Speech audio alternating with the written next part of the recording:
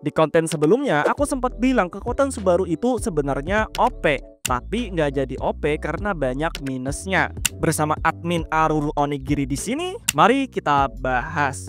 Salah satu kekurangan dari RBD pada Subaru adalah beban mental yang ia rasakan setiap mati dan hidup kembali. Kita tahu sendiri mentalnya Subaru itu cuma mental yang biasa-biasa aja, bukan orang yang memiliki mental baja. Beban yang dirasakan Subaru bukan cuma sekedar rasa sakit yang ia rasakan ketika mati dan hidup kembali, tapi juga rasa putus asa karena tidak dapat melindungi orang-orang terdekatnya. Karena yang dilawan Subaru adalah musuh-musuh yang punya power gila-gilaan. Subaru bukannya nggak bisa berkembang secara pemikiran atau strategi, dia bisa kok memanfaatkan informasi yang ia punya. Tapi musuhnya ini loh yang nggak ngotak, seakan-akan membuat semua usaha yang dilakukan Subaru itu gak kelihatan sama sekali. Gimana dia nggak stres, putus asa dan tertekan kalau dihadapin dengan musuh yang benar-benar nggak bisa dibandingin dengan dirinya sendiri. Musuh-musuh di dunia ReZero itu brutal, gila semuanya, entah secara power maupun kepribadiannya. Mungkin kelihatannya mental Subaru itu lemah, tapi itu adalah hal wajar jika dilihat dari latar belakangnya Subaru. Subaru di dunia asalnya cuma remaja normal biasa. Dibilang normal banget enggak juga. Karena alasan tertentu Subaru menjadi mengurung diri dalam kamarnya dan berhenti untuk pergi sekolah. Dia cuma remaja biasa, bukan seseorang yang pernah menjalani kehidupan militer atau hidup di dunia penuh peperangan yang dimana kematian sudah menjadi hal lumrah. Subaru tidak hidup di dunia seperti itu. Jadi wajar Subaru itu lemah. Wajar jika Subaru mentalnya kena ketika dia merasakan sakit dari kematian, dan ketika hidup pun dia masih merasakannya. Bisa kita lihat dari bagaimana reaksi Subaru ketika bangkit dari kematian. Dia teriak-teriak kejang. Aku yang lihatnya itu jadi kasihan. Bukan cuma itu, mental Subaru semakin terbebani ketika melihat orang-orang di dekatnya mokap. Gak ada orang normal yang tidak tertekan setelah melihat orang terdekatnya dibunuh di depan matanya sendiri. Dan yang dia lakukan cuma bisa melihat karena keterbatasan kelemahannya sendiri. Keputusasaan Subaru bisa terlihat di episode 15, yang dimana dia cuma terlihat terdiam membeku dengan tatapan kosong. Itu adalah akumulasi tekanan dan keputusasaan yang dia rasakan setelah melewati berkali-kali pengulangan, namun tidak mampu menyelamatkan orang terdekatnya. Dan puncaknya di episode 18, dia mau menyerah dan mengajak Rem untuk kabur. Mungkin ada yang bilang kenapa Subaru tidak latihan dulu, mungkin 1 bulan, 1 tahun, atau 10 tahun, biar dia jadi lebih kuat dan bisa menyelamatkan orang. Sayangnya itu bukanlah opsi yang bisa dilakukan. Kalau Subaru berlatih lebih dulu, emangnya musuh-musuh yang mau membun-bun orang-orang dekatnya rela nungguin gitu? Aku latihan dulu ya, sementara aku latihan kalian jangan nyerang dulu. Oke, gak mungkin bro, gak mungkin. Tapi kan bang, Subaru punya RBD. Dia bisa saja setelah latihan puluhan tahun, setelah itu dia direbut dan balik ke masa lalu. Ini adalah pernyataan yang gimana ya? Pertama, seperti aku jelasin di konten sebelumnya, titik kebangkitan Subaru itu random. Subaru tidak mengetahui di mana titik kebangkitannya sebelum dia mengalaminya sendiri. Bisa saja setelah dia latihan 10 tahun, orang-orang yang ingin dia lindungi udah mokat. Lalu Subaru memutuskan untuk direbut. Tapi ternyata setelah direbut, dia malah bangkit di tahun ke-9. Nah, gimana tuh? Sia-sia semuanya. Kemungkinan kedua, okelah kita anggap ketika Subaru direbut setelah latihan puluhan tahun dan dia bangkit di tempat dia kali pertama datang ke Isekai. Masalah lainnya adalah ketika Subaru bangkit dari kematian, yang dia bawa cuma informasi tok. Gak ada yang lain. Semua hasil latihan fisik atau jumlah mana dan sihirnya yang berkembang semuanya akan kereset kembali ke keadaan tubuh semula sesuai dengan kondisi di titik kebangkitannya. Lalu bagaimana dengan informasi yang ia ingat? Setidaknya Subaru memiliki ingatan atau informasi selama 10 tahun ke depan. Informasi atau ingatan yang dimiliki akan terdistorsi semakin jauh ingatan tersebut.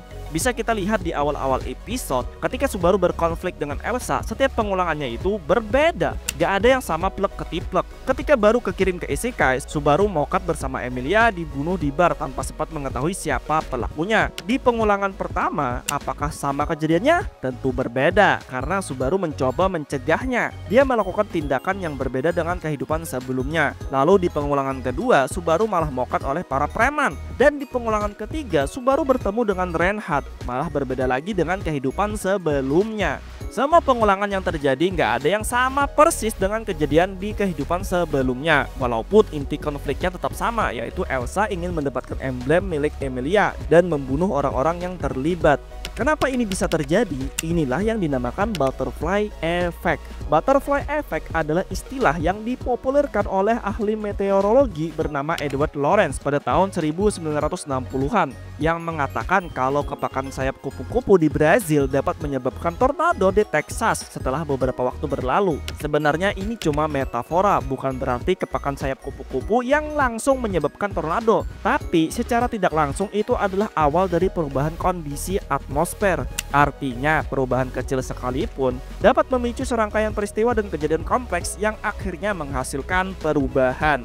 Ini berlaku juga dalam konsep pengulangan waktu. Kalian yang sering baca cerita regresi pasti udah sering mendengar kata butterfly effect. Dalam cerita si karakter yang regresi selalu menghindari butterfly effect. Tapi walaupun mencoba menghindar, masa depan tetap berubah. Tidak berjalan sama persis dengan yang dia ingat. Nah, kondisi ini juga terjadi pada dunia ReZero. Banyak variabel yang bisa menyebabkan masa depan berubah. Entah itu disebabkan dari Subaru sendiri atau disebabkan dari faktor eksternal yang tidak bisa dikendalikan oleh Subaru. Jadi intinya apa? Semuanya sia-sia. Itulah kenapa yang dilakukan Subaru di ceritanya itu udah cara yang paling tepat.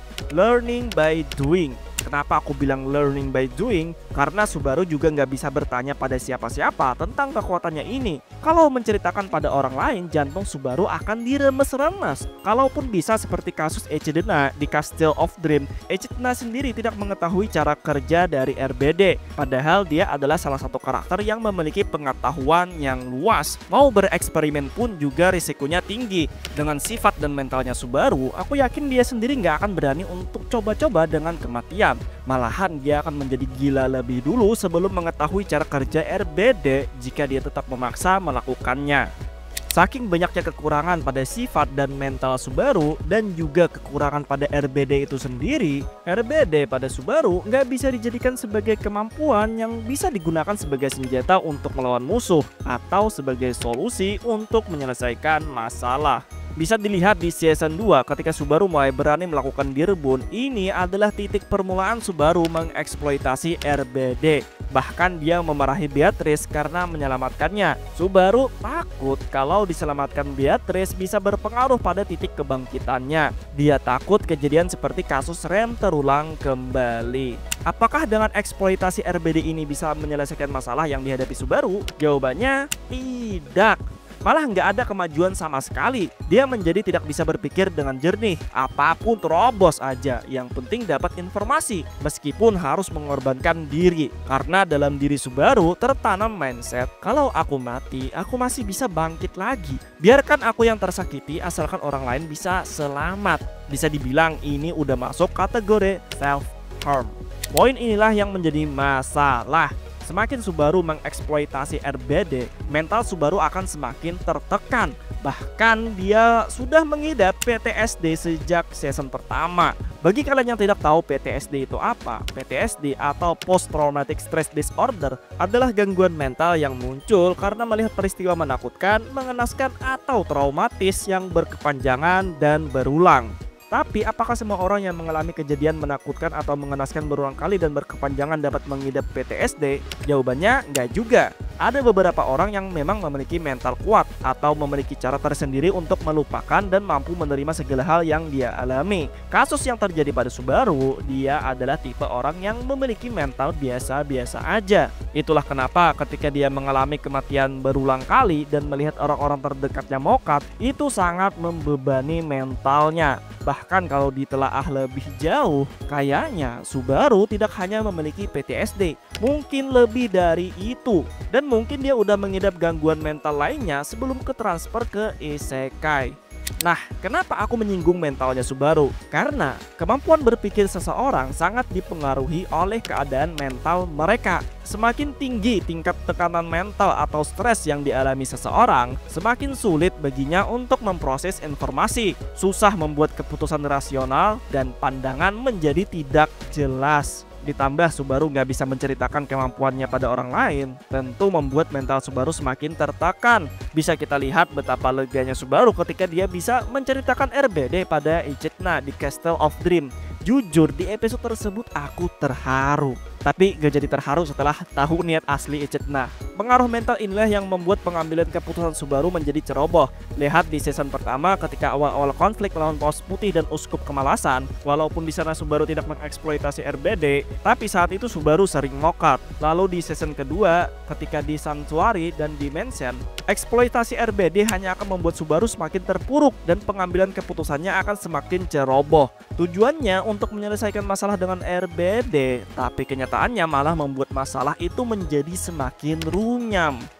Itulah kenapa Subaru disuruh untuk mencintai dirinya sendiri dan sadar kalau dia tidak sendirian. Beban yang dia rasakan berkurang dan dia akhirnya bisa berpikir dengan jernih. Pengambilan keputusannya juga lebih rasional. Spoiler sedikit, di season 3 Subaru udah benar-benar lebih bijak. Inilah yang dinamakan progres karakter. Perkembangannya itu bertahap. Season pertama Subaru memiliki sifat yang angkuh, ego tinggi, mencari validasi. Bisa dilihat bagaimana Subaru terus menempel kepada Emilia dengan cara yang tidak wajar.